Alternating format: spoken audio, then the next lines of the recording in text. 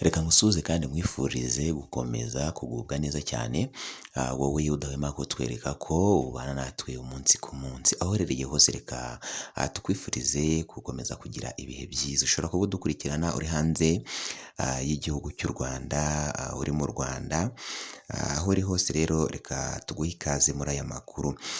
Ni amakuru yamenyekanye ku munsi w'ejo hashize, ubwo Pastor Kibonke wamenyekanye cyane mu guhanura hano mu mujyi wa Kigali. Rero amakuru yagiye agaruka ko yitwikiye mu nzu. Hari ibaruwa rero yaje kugaragara, uyu Pastor Kibonke yasize yanditse. Mu by'ukuri iyi baruwa abantu baje kuba bayisoma bagaragaje ko iyi baruwa iteye agahinda buri wese wabashije kuba yayisoma. Mu by'ukuri bagaragaje agahinda agakabije uyu Pastor Kibonke yaje gupfana, dore ko iyi baruwa ikubiyemo amagambo akomeye, ndetse amwe mu magambo yagendaga agaruka ku mugore we. Byinshi rero ku bikubiye muri iyi baruwa tugiye kuza kubirebera hamwe muri aya makuru. Gusa turagusaba niba ari ubwa mbere ubanye natwe ukande kuri sabone cyangwa subscribe kugira ngo nitujye dushyiraho amakuru notification ujye uzibona uri mu ba mbere, amakuru yacu ujye uyakurikirana 5/5. Turagusaba rero kureba munsi ya video yawe ukande kuri sabone cyangwa subscribe byanditse mu ibara ry'umukara cyangwa se iritukura bitewe na device ukoresha, ubundi utwiyungaho tujye twibana 5 ku kandi. Turanagusaba gukora like, ukore na share aya makuru uyasangize inshuti n'abavandimwe, byibuze abantu 3. Nuyisangiza abantu 3 uraba uduteye inkunga ikomeye cyane. Reka rero tugaruke kuri iyi nkuru ndetse no kuri iyi baruwa. Iyi baruwa yaje kuriza abantu benshi cyane. Iyi baruwa yari ikubiyemo ubutumwa bukomeye cyane, bigaragare ko uyu Pastor Kibonke yari yaramaze gutegura uyu mugambi wo kwiyahura, umugambi wo kwitwikira mu nzu. Ni ibaruwa rero ibabaje, ni ibaruwa iteye agahinda kuri buri wese waje kuba yayibona cyangwa se kuri buri wese waje kuba yayisoma, dore ko binavugwa ko ngo mu rwego rwo guca amazimwe ku kintu kishe cyatumye Pastor Kibonke yiyahura, ngo iyi baruwa rero yaje kuza kuba yasomerwa mu ruhame. Mu by'ukuri benshi bari kugenda babigaruka bavuga ko ngo Kibonke azize inararishatse cyangwa se azize urushako rubi. Hari abanyarwanda bavuga ngo utishwe n'inararibyaye ngo yicwa n'inararishatse. Uyu Kibonke rero nawe benshi bakomeje kugenda babigarukaho ko azize urushako rubi. Tugiye kuza rero kubigarukaho muri aya makuru, tugiye kubirebera hamwe. Gusa mbere yo kugira ngo turebere hamwe ibikubiye muri iyi baruwa, reka tubanze tumenye ese Kibonke ni muntu ki. Kibonke wakomeje kugenda agarukaho cyane ku mbuga nkoranyambaga, abantu bamugarukaho cyane ngo yiyahuye. Ese ni muntu ki? Uyu muntu ni umustar usanzwe cyangwa byaba bimeze bite? Se byifashe bite kuri Kibonke? Ni muntu ki? Kibonke rero biravugwa ko ari umuvugabutumwa usanzwe, yarasanzwe rero atuye hano mu mujyi wa Kigali. Uyu muvugabutumwa rero byinshi byakomeje kugenda bimugarukwaho. Biravugwa ko rero ngo yari umuhanuzi ukomeye cyane, dore ko ngo ibintu bijyanye no guhanura yarebagaho. Yabaga akubwiye inzu rwose, inzu ikaba ihari, yakubwira imodoka ejo ukaba wayiguze, yakubwira etaje ejo ukayubaka. Urumva byinshi mu byo yagendaga ahanura byagendaga bisohora. Ariyo mpamvu rero abantu benshi bamukundaga. Uyu Pastor Kibonke rero yaramaze kubaka izina hano mu mujyi wa Kigali, bitewe n'uko ngo ku rusengero rwiwe rwose ngo bajyaga bamwitirira urusengero rwe nk'uko Pastor Gitwaza cyangwa se Gitwaza. Abenshi bavuga ngo tugiye kwa Gitwaza. None wabaga agiye hafi yo kwa Kibonke, mu bice byo kwa Kibonke, yavuga ati ngiye kwa Kibonke, ngiye hafi yo kwa Pastor Kibonke. Ati ngeze hafi yo kwa Pastor Kibonke. Aturebye ari nko kurangira umuntu ati urabona ugeze kwa Pastor Kibonke, ushobora kugera aho ngaho uraba wageze mu rugo nyine. Mu by'ukuri Pastor Kibonke izina rye ryari rimaze kwamamara, izina rye yari yararyanditse, mbese mu by'ukuri uyu Pastor Kibonke hano mu mujyi wa Kigali yarazwi cyane. Uyu Pastor Kibonke rero nk'uko byagiye bivugwa, ngo yagiranye amakimbirane n'umugore we, ndetse binakomeje kugenda bigaruka ko yaba ariyo ntandaro y'urupfu rwe. Biravuga ko rero ngo uyu Pastor Kibonke yaje gufata umudamu we, ngo amufata arimo aramuca inyuma, ndetse ari nacyo kintu cyaje kuba cyatuma uyu Pastor Kibonke rero ngo yiyahura.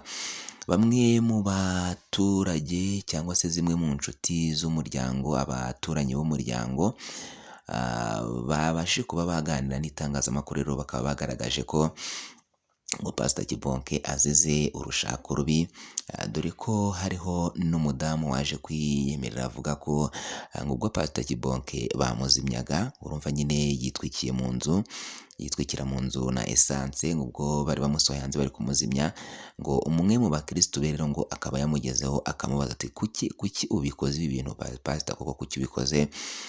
Ngo nuko aravuga, ngo aramubwira ati mu by'ukuri nanjye sinjye, ahubwo umugore yarampemukiye. Ngo ayo niyo magambo rero ngo yaje kuba yasubiza uyu mukirisitu we. Rero bikaba bikomeje kugenda bigaruka ko ngo mbere yo kwiyahura, ngo yari yaraye arwanye n'umugore ndetse n'ubuyobozi mu gitondo cyaho, ngo buza kuza kubakiza, buza kuza kuba bwabunga, ariko mu by'ukuri ngo yari yamaze gutumizaho essence. Ngo essence uburyo yayitumijeho rero, ngo akaba yahamagaye umuntu w'inshuti amubwira ngo najye kumuzanira essence. Ngo hari inshuti ye rero ngo essence ishiriyeho, ngo ikaba imushiriyeho, ngo ari mu rugendo, ngo agiye kuyimuhereza. Urumva nyine ntabwo yari gutekereza ko agiye kwiyahura, ngo nibwo rero ngo yagiye amuzanira essence. Ngo essence bayizanye rero bayigezaho mu rugo, ariko ngo ntibahita bayihereza Kibonke, ahubwo ngo ikintu cyahise gikurikiraho, ngo hari abayobozi bari aho ngaho mu rugo rero, ngo abo bayobozi ngo barimo barakemura ibibazo bye n'umugore we. Ngo essence rero umuntu yayizanye ayitereka hafi aho ngaho, nawe yumva ibyabo uko bimeze, ngo bisa naho bigiye kurangira rero, ngo Kibonke nibwo yaje guhita afata iyi essence ahita yinjira mu nzu. Akimara kwinjira mu nzu rero, ngo ahita yisuka mu nzu ahantu hose, arangije ayinana yisukaho, arangije ngo ahita acana umuriro. Akimara gucana umuriro rero, umuriro uraka. Abayobozi bari aho ngaho rero bamwe ngo bagerageje gutabara, bashaka kwinjira mu nzu ngo bamutabare, ariko nawe ngo agashaka kugira ngo abafate, ngo bagume mu nzu nawe bashyane nawe. Urumva nyine ni igikorwa cy'ubwiyahuzi. Reka rero tugaruke ku ibaruwa ikubiyemo amagambo akomeye cyane, amagambo ababaje, amagambo yatumye benshi bibaza ku nshako z'iki gihe. Pastor Kibonke rero yatangiye agira ati muri iyi baruwa, ku nshuti zanjye nakundaga cyane, abo twabanye ahantu hagiye hatandukanye, abakristo banjye, ndetse n'abavandimwe, ndetse na buri wese w'inshuti yanjye. Ati mbandikiye iyi baruwa mbamenyesha ko ubuzima bunaniye, bitewe n'umugore wanjye, agasuzuguro k'umugore wanjye kunca inyuma bya hato na hatoya. Mu by'ukuri umugore yarananiye, none ndabona nta kindi cyemezo nafata uretse kuba nakwitahira nkava muri ubu buzima, kubera ko nagerageje kwiyunga n'umugore, ariko umugore yarananiye, yakomeje kugenda anyereka agasuzuguro gakomeye cyane. Byonyine iyo aza kuba ansuzugura, ariko atagerekaho no kunca inyuma. Niyo mpamvu rero mbandikiye ibaruwa, nimuyibona muzayisomere mu ruhame, mugaragariza abantu ikintu kizaba kimpitanye. Intandaro ya byose rero ni umugore wanjye, umugore nishakiye, akaba ari we utumye mfata icyemezo cyo kuba nakwiyahura nkava kuri iyi si. Ibi rero ni bimwe mu bikubiye muri iyi baruwa, ndetse ari nayo mpamvu bikomeje kugenda binagaruka ko iyi baruwa yaje kuba yasomerwa mu ruhame. Abantu benshi bumiwe, abantu benshi baguye mu kantu, gusa bari kugenda bagaruka kuri uyu mugore rwose ko ari we ntandaro y'ibibazo byose nk'uko Pastor Kibonke yaje kuba yabyandika muri iyi baruwa. Kuko ngayo rero update z'amakuru yari kugenda agarukwaho kuri iyi baruwa. Pastor Kibonke rero yaje gusiga yanditse benshi byaje gutungura ubwo yafataga umwanzuro wo kwiyahura. Niba ari ubwa mbere ubanye natwe rero reka tugusabe gukanda kuri sabone cyangwa subscribe, ntiwibagirwe gukanda ku nzogera kugira ngo nitujye dushyiraho amakuru notification ujye uzibona uri mu ba mbere. Amakuru yacu ujye akurikirana 5/5, kurashare cyangwa se partage amakuru yasangiza inshuti n'abavandimwe. Ikindi ntiwibagirwe gukora like, ujye no muri comment utange igitekerezo cyawe, byibuze ariko aya makuru uyasangize abantu 3 cyangwa 4, uraba uduteye inkunga ikomeye cyane, uraba tweretse ko ubana natwe 5/5. Reka tugushimire rero kuva wowe wakurikiye amakuru uva ku ntangiriro z'aya makuru kugera ageze ku musozo, nibyo agaciro gakomeye cyane, uri uw'ingenzi kuri twe. Ariyo mpamvu natwe dufashe umwanya kugira ngo tugushimire kubwo bwitange wagize, ukatwereka ko ubana natwe. Gusa tunakwibutsa gukora share aya makuru ukayasangiza abantu 3 cyangwa 4. Ikindi nanone ukande kuri sabone cyangwa subscribe niba ari ubwa mbere ubanye natwe, utwiyungeho kugira ngo tujye twibanira 5/5 ko tuzajya dushyiraho amakuru notification zijye zikugeraho uri mu ba mbere.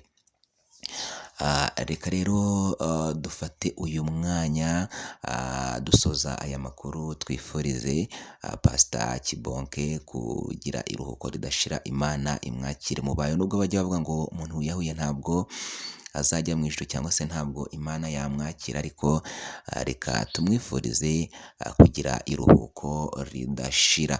Wakoze kuba natwe rero, ciao ciao, bye bye, amakuru nakagaruka.